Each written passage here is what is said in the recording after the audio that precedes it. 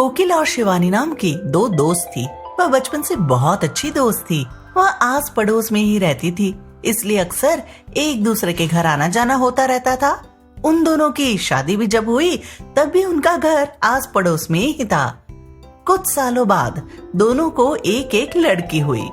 शिवानी, क्या रखा तूने अपनी बेटी का नाम? मैंने अपनी बेटी का नाम मोना रखा है। तूने क्या रखा है? मैंने अपनी बेटी का नाम माला रखा है। चलो कहीं घूम कर आते हैं, बहुत दिनों से कहीं घूमने नहीं गए। दोनों अपनी अपनी बेटी को लेकर घूमने आ जाती है। तभी अचानक एक गाड़ी आती है और उन दोनों को उठाकर अपने साथ ले जाती है। कौन है? छोड़ो हमें। कोकिला और शिवानी को कुछ गुंडों ने पकड़ लिया था और अब वह लोग उन दोनों को अपने साथ रखकर मुफ्त में काम करवाया करते थे। कोकिला, ये हम कहाँ फंस गए? क्या इसी तरह हम अपनी बेटियों को बड़ा करेंगे? नहीं शिवानी, हम जरूर यहाँ से निकलेंगे। हम अपनी बेटियों को ऐसे जिंदगी नहीं दे सकते। बहुत कोशिश करने के बाद भी वो दोनों अपनी बेटियों को लेकर वहाँ भाग नहीं सकी। 16 साल इसी तरह बीत चुका था।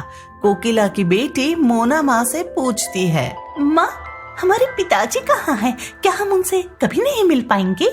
नहीं बेटा, ऐसा मत बोलो, तुम जरूर अपने पिताजी से मिलोगी। कोकिला और शिवानी अपनी अपनी बेटियों को हौसला दे दिया करती थी, मगर उन्हें खुद भी यह नहीं पता था कि वह यहाँ से कब निकल पाएगी। एक दिन कोकिला और शिवानी मन बना लेती है कि वह इन सब चीजों से कहीं दूर जाकर रहेगी। वहाँ काम करने वाली एक महिला से कोकिला और शिवानी की अच्छी जान पहचान हो गई थी। उससे ही वह दोनों बाहर निकलने का रास्ता पूछती है। कोई तो उपाय होगा ना जिससे हम यहाँ से निकल सके। अगर तुम हमारी मदद कर सको तो बहुत मेहरबानी होगी। हाँ, कृपया कुछ ऐसा करो जिससे हम अपने बच्चियों का भविष्य सुधार सके। ठीक है, तुम दोनों की मदद जरूर करूंगी, लेकिन यह बात किसी को नहीं पता चलनी चाहिए। वह मान जाती है और उन दोनों को वहां से भगा देती है।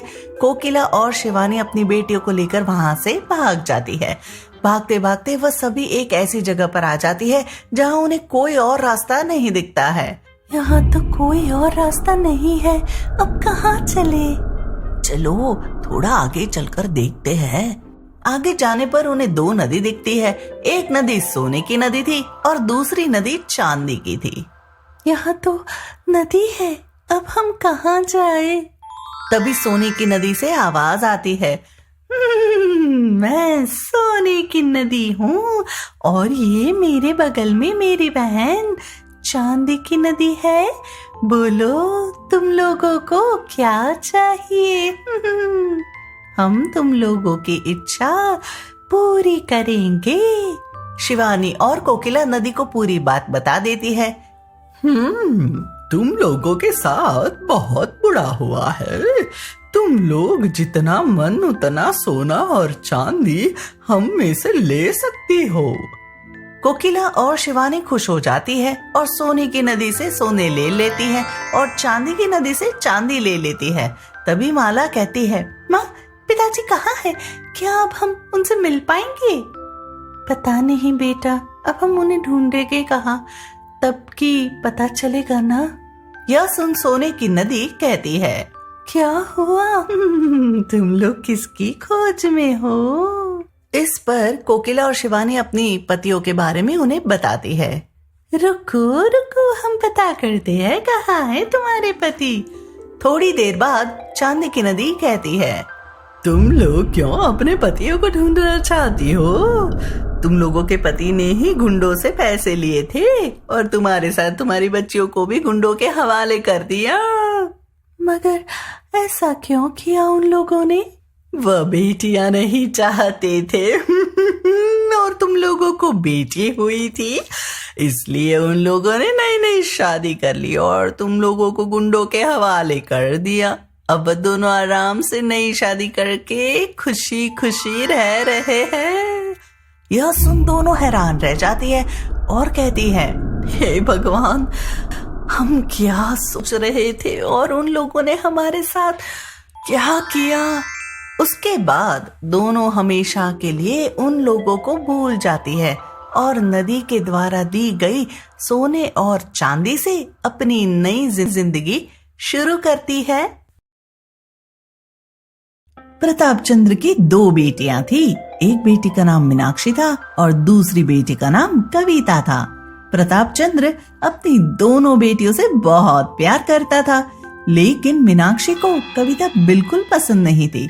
दरअसल कविता प्रताप चंद्र की अपनी बेटी नहीं थी। जब कविता 5 साल की थी तभी प्रताप चंद्र ने कविता को गोद लिया था।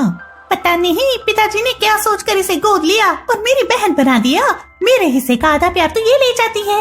कितना अच्छा होता अगर ये यहाँ आई ही नहीं होती। ये सब प्रताप चंद्र से देखा नहीं जाता था। वह चाहता था उसकी दोनों बेटी मिलजुल कर रहे। कुछ न कुछ तो करना ही होगा। अपनी समस्या लेकर प्रताप चंद्र बाबा जी के पास आता है और उन्हें पूरी बात बताता है। एक काम करो, कल तुम दोनों बेटियों को लेकर आओ। जी ठीक है। अगले दिन प्रताप चंद्र मीनाक्षी और कविता को साथ चलने के लिए कहता है। यह सुन मीनाक्षी बहुत गुस्सा हो जाती है। पिताजी, मैं इस कविता के साथ कहीं नहीं जाने वाली, आप लोग ही चले जाइए। प्रताप चंद्र के बहुत डांटने पर मीनाक्षी भी उन लोगों के साथ बाबा के पास आती है। वहाँ भी मीनाक्षी कविता से लड़ना शुरू कर देती है।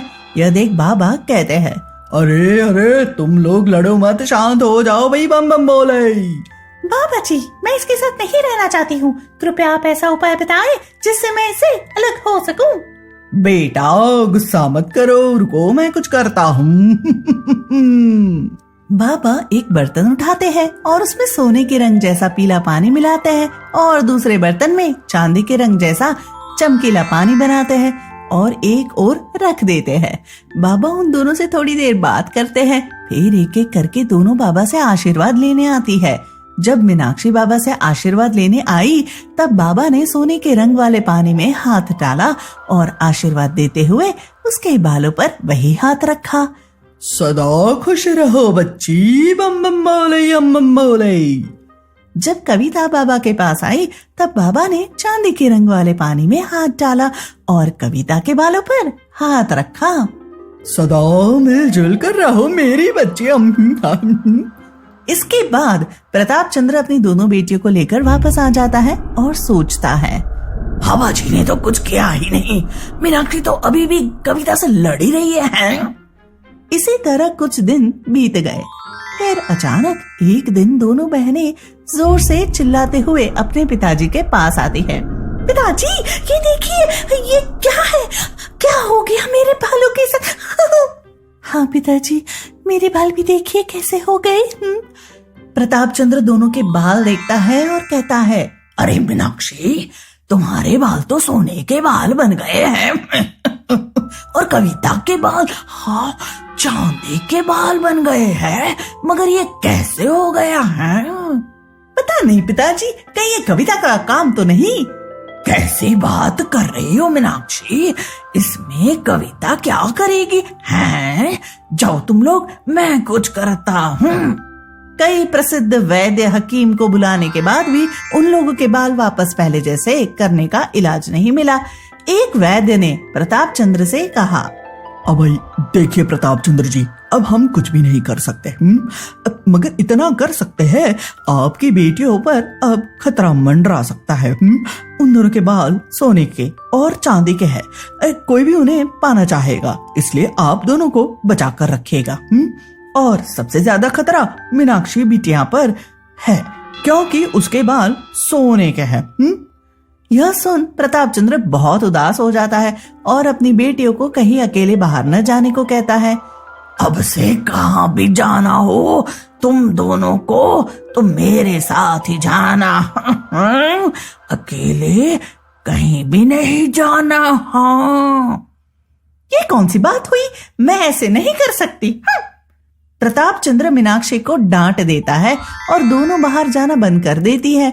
कई महीनों से घर में बंद बंद मीनाक्षी परेशान हो जाती है और एक रात बिना किसी को बताए बाल पर कपड़ा बांधकर घर से बाहर निकल जाती है। वाह, कितने महीनों बाद बाहर आया पाई। कविता मीनाक्षी को बाहर निकलते देख लेती है और उसके पीछे पीछे आने लगती है। वह भी अपने सर पर कपड़ा बांध लेती है। हवा बहुत तेज चलने लगती है और मीनाक्षी के सर का कपड़ा उड़ जाता है। कुछ गुंडों की नजर उसके बालों पर पड़ जाती है। अरे ये तो प्रताप चंद्र की बेटी है। मैंने सुना था इसके बाल सोने के बाल बन गए हैं। चलो आज इसे पकड़कर इसके सारे बाल काट लेते हैं, उन्हें बेचकर हम अमीर बन जाएंगे। गुंडे मीनाक्षी को पकड़ लेते हैं और अपने साथ उठाकर ले जाते हैं। कविता ये देख मीनाक्षी के पीछे पीछे आती है। गुंडे मीनाक्षी को एक जगह लाकर बांध देते हैं। कविता उन गुंडों के सामने आ जाती है। छोड़ दो मेरी बहन को, हाँ छोड़ दो।